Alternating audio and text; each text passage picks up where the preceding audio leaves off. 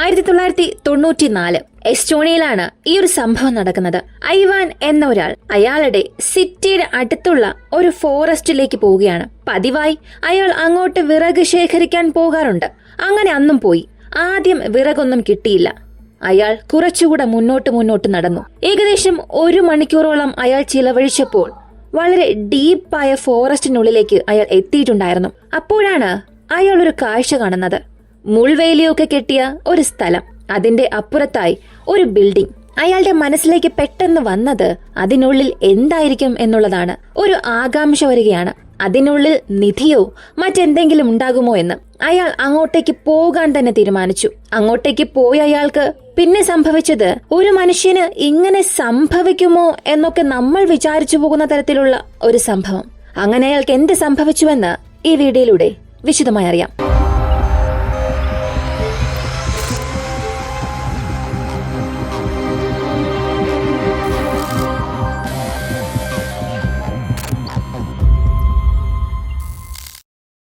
അദ്ദേഹം ആ മുൾവേലിയുടെ അടുത്തെത്തി. ചുറ്റും കണ്ണോടിച്ചു.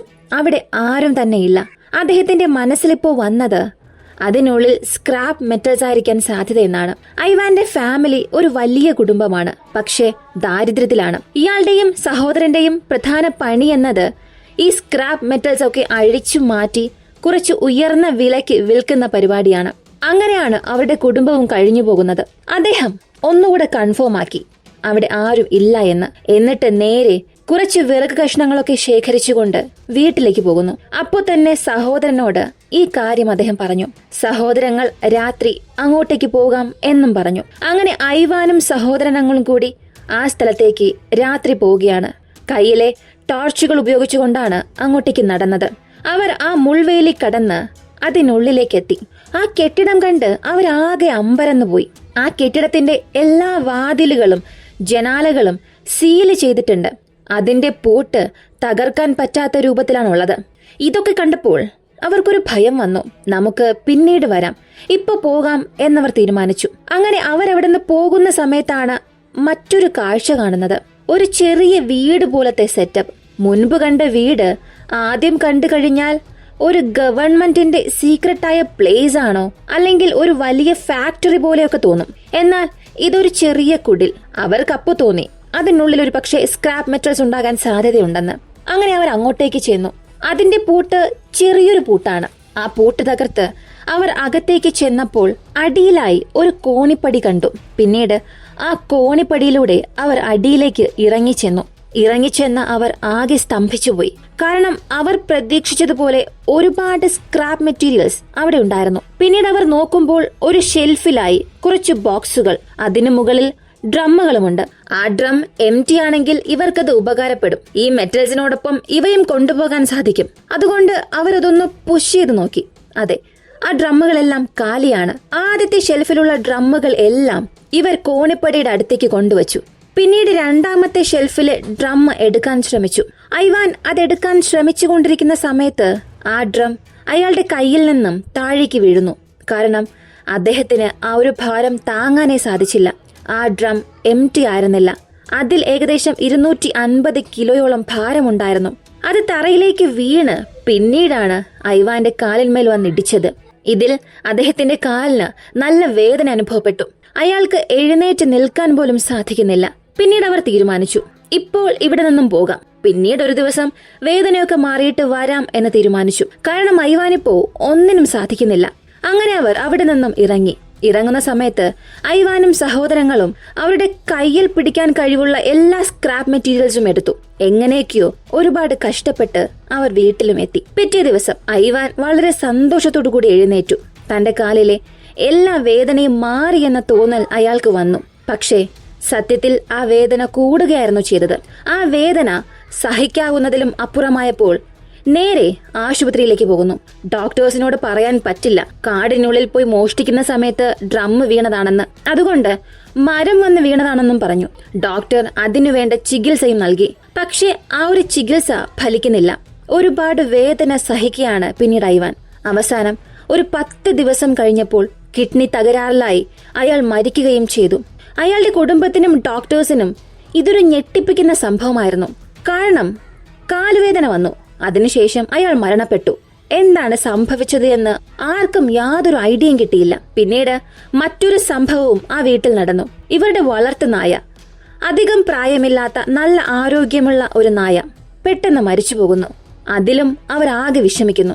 പിന്നീട് മറ്റൊരു സംഭവവും ആ വീട്ടിൽ നടന്നു. ഈ ഐവാന്റെ ഒരു സ്റ്റെപ്പ് സൺ, അവൻ തനിക്ക് തീരെ സുഖമില്ല എന്ന് വീട്ടിൽ പറഞ്ഞു. അവന്റെ കൈ കണ്ട് കുടുംബമാകെ ഞെട്ടിപ്പോയി. കാരണം കൈ തീ കൊണ്ടതുപോലെ പൊള്ളിയിരിക്കുകയാണ്. എന്താണ് സംഭവിച്ചത് എന്ന് ചോദിച്ചപ്പോൾ എനിക്കൊന്നും അറിയില്ല എന്നാണ് അവനും പറഞ്ഞത്. ഉടൻ തന്നെ ഡോക്ടറെ അടുത്ത് കൊണ്ടുപോയി. ഡോക്ടറോട് അവൻ പറഞ്ഞത് അച്ഛന്റെ ടൂൾ ബോക്സ് താനൊന്ന് വൃത്തിയാക്കി വെച്ചു, അത്ര മാത്രമേ ചെയ്തുള്ളൂ. അതിനുശേഷമാണ് ഇങ്ങനെ ഉണ്ടായതെന്നും അവൻ പറഞ്ഞു. ഡോക്ടർക്ക് ഈ 3 കാര്യങ്ങളും കണക്ട് ചെയ്ത് നോക്കിയപ്പോൾ, അതായത് ഐവാന്റെ മരണം, ഡോഗിന്റെ മരണം, ഇവന്റെ കൈക്ക് പറ്റിയത് എല്ലാം കൂടിയായപ്പോൾ ചില സംശയങ്ങൾ വരുന്നു. അതുകൊണ്ട് ചില അതോറിറ്റീസിനെ ഈ വിവരം അറിയിച്ചു. ആ സ്പോട്ടിൽ തന്നെ അതോറിറ്റി ഐവാന്റെ വീട്ടിലേക്കെത്തി അവിടെയുള്ള എല്ലാവരെയും ഒഴിപ്പിച്ചു. ഇവർ ഹസാർഡ് സ്യൂട്ടൊക്കെ ധരിച്ചാണ് അങ്ങോട്ടേക്ക് എത്തിയത്. പിന്നീട് അവർ വീട്ടിലേക്ക് കടന്നു. അവരുടെ കയ്യിലുള്ള ഒരു ഉപകരണം സിഗ്നൽ കത്തുന്നുണ്ട്. ആ സിഗ്നലിന് പിന്നാലെയാണ് ഇവർ പോകുന്നത്. അത് നേരെ അടുക്കളയിലേക്കാണ് പോയത്. അവിടെ ഐവാന്റെ ടൂൾ ബോക്സ് ഉണ്ടായിരുന്നു. ആ ടൂൾ ബോക്സ് തുറന്നപ്പോൾ അവരാകെ ഞെട്ടിപ്പോയി. കാരണം അതിൽ വളരെ എക്സ്ട്രീംലി ഡേഞ്ചറായ ഒരു സാധനം അതിനുള്ളിൽ ഉണ്ടായിരുന്നു. ഒരു റേഡിയോ ആക്റ്റീവ് മെറ്റൽ. ഐവാനും സഹോദരങ്ങളും കടന്നു ചെന്നത് ന്യൂക്ലിയർ വേസ്റ്റ് സൂക്ഷിക്കുന്ന ഒരു ഫെസിലിറ്റിയിലേക്കായിരുന്നു. അവിടെ ഒരുപാട് ന്യൂക്ലിയർ വേസ്റ്റുകൾ ഗവൺമെന്റ് സീല് ചെയ്ത് സൂക്ഷിക്കുന്നുണ്ടായിരുന്നു. ഇവർ അതിന് പിന്നിലൂടെയാണ് കടന്നുപോയത്. അതുകൊണ്ടാണ് അവിടെ വലിയൊരു വാർണിംഗ് ബോർഡൊന്നും അവർ കാണാത്തത്. ഈ സ്ഥലത്തേക്ക് കടന്നപ്പോൾ ആദ്യം അവർ കണ്ടത് ഒരു ബോക്സും പിന്നെ ഒരു ഷെൽഫിലിരിക്കുന്ന ഡ്രമ്മുകളുമാണ്. ആ ബോക്സ് റേഡിയേഷൻ ഷീൽഡുകളായിരുന്നു. അതിനുള്ളിൽ റേഡിയോ ആക്റ്റീവ് മെറ്റൽസ് ഉണ്ടായിരുന്നു. ഈ ഡ്രം എടുക്കുന്ന സമയം 250 കിലോ ഭാരമുള്ള ഡ്രം ഈ ഷീൽഡിന്റെ മുകളിലേക്ക് വീഴുകയായിരുന്നു. അങ്ങനെ ആ ഷീൽഡ് തകർന്നു. ഈ റേഡിയോ ആക്റ്റീവ് മെറ്റൽസ് പുറത്തേക്ക് വന്നു. പക്ഷെ അപ്പോഴൊന്നും ഈ ഐവാനെ അത് ബാധിച്ചിരുന്നില്ല, ടച്ച് ചെയ്തില്ല. പക്ഷെ പിന്നീട് പോകുന്ന സമയത്ത് സഹോദരങ്ങൾ ചില സ്ക്രാപ്പ് മെറ്റൽസ് എടുത്തു. അതേപോലെ തന്നെ ഐവാൻ എടുത്ത സ്ക്രാപ്പ് മെറ്റൽ എന്നത് അത് ഈ റേഡിയേഷൻ ഷീൽഡിൽ ഉണ്ടായിരുന്ന ഒരു മെറ്റലായിരുന്നു. പിന്നീട് ഇയാൾ നേരെ വീട്ടിലേക്ക് പോകുന്നു. ഇത് സൂക്ഷിച്ചത് അയാളുടെ ജാക്കറ്റിന്റെ പോക്കറ്റിലായിരുന്നു, വയറിന്റെ ഭാഗത്ത്. പിന്നീടാണ് ഐവാൻ മരണപ്പെടുന്നത്. ശരിക്കും ആ മെറ്റൽ കയ്യിലെടുത്ത സമയം തന്നെ ഐവാൻ മരണപ്പെട്ടിരുന്നു. പക്ഷേ ഐവാൻ അറിഞ്ഞിരുന്നില്ല താൻ മരണപ്പെട്ടു എന്നുള്ളത്. കാരണം ആശുപത്രിയിലെത്തി ഇതൊരു റേഡിയേഷൻ മൂലമാണ് സംഭവിച്ചത് എന്ന് മനസ്സിലാക്കിയാൽ പോലും അയാളെ രക്ഷിക്കാൻ ഡോക്ടേഴ്സിന് കഴിയുമായിരുന്നില്ല. പിന്നീട് ഈ നായ മരിക്കാൻ കാരണം, നായ എപ്പോഴും ഉറങ്ങിയിരുന്നത് ഐവാന്റെ ജാക്കറ്റിന് മുകളിലായിരുന്നു. അവിടെയാണ് ഈ മെറ്റൽ കഷ്ണം ഉണ്ടായിരുന്നത്. അങ്ങനെയാണ് റേഡിയേഷൻ ബാധിച്ച് ഈ നായയും മരണപ്പെടുന്നത്. ഐവാന്റെ മരണശേഷം ആ മെറ്റൽ ടൂൾ ബോക്സിലേക്ക് മാറ്റിവെച്ചത് ഐവാന്റെ സ്റ്റെപ്പ് സണ്ണായിരുന്നു. അങ്ങനെയാണ് അവന്റെ കയ്യിലും പ്രശ്നം പറ്റിയത്.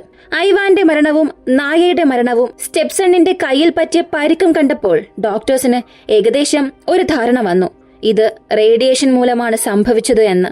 അതുകൊണ്ടാണ് അതോറിറ്റിയെ വിവരം അറിയിക്കുകയും അവരെത്തി ഇത് കണ്ടുപിടിക്കുകയും ചെയ്തത്. പിന്നീട് സ്റ്റെപ്പ് സണ്ണും സഹോദരങ്ങളുമെല്ലാം ഇതിൽ നിന്നും റിക്കവറായി. ഒരുപക്ഷെ ഈ ഒരു കഥയുടെ തുടക്കത്തിൽ ഇങ്ങനെ ഒരു എൻഡിങ് ആയിരിക്കും എന്ന് നിങ്ങൾ ഒരിക്കലും വിചാരിച്ചിട്ടുണ്ടാകില്ല. പക്ഷേ ഈ ഒരു കഥ കണ്ടവസാനിച്ചപ്പോൾ എനിക്ക് തോന്നിയത്, ശരിക്കും നമ്മുടെ നാട്ടിൽ റേഡിയോ ആക്റ്റീവ് എലമെന്റ്സ് ലീക്കായാൽ എന്തായിരിക്കും സംഭവിക്കുക?